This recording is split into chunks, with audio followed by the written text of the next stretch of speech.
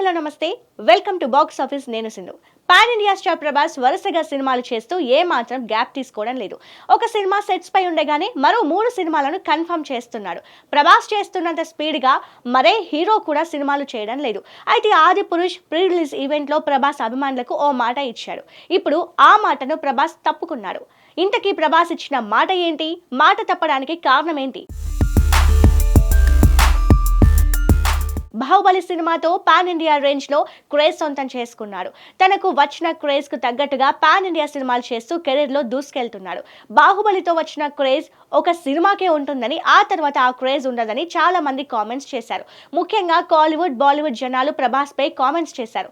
అయితే వాళ్ళ కామెంట్స్ కు తన సినిమాతో సమాధానం చెబుతున్నాడు డార్లింగ్ ప్రభాస్. తన సినిమాలకు ఫస్ట్ డేనే 100 కోట్లకు పైగా కలెక్షన్స్ వస్తున్నాయంటే ఏ రేంజ్ లో క్రేజ్ ఉందో అర్థం చేసుకోవచ్చు.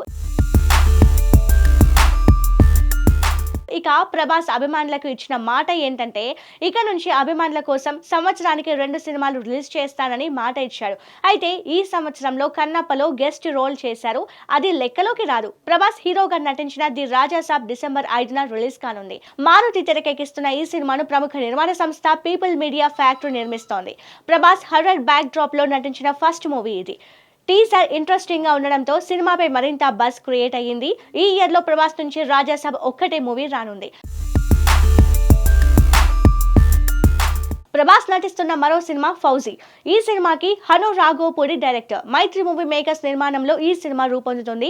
ఇదొక డిఫరెంట్ మూవీ. ప్రభాస్ ఇందులో బ్రాహ్మణ యువకుడిగా, బ్రిటిష్ సైనికుడిగా కనిపించబోతున్నాడని సమాచారం. ఈ సినిమా 2026లో రిలీజ్ కానుంది.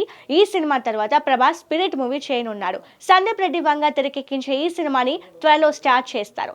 2027లో ఈ మూవీ విడుదల చేయాలి అనేది ప్లాన్. స్పిరిట్ మూవీ తర్వాత ప్రభాస్ నటించే మూవీ కల్కి 2. ఈ సినిమాను 2028లో రిలీజ్ చేయనున్నారు.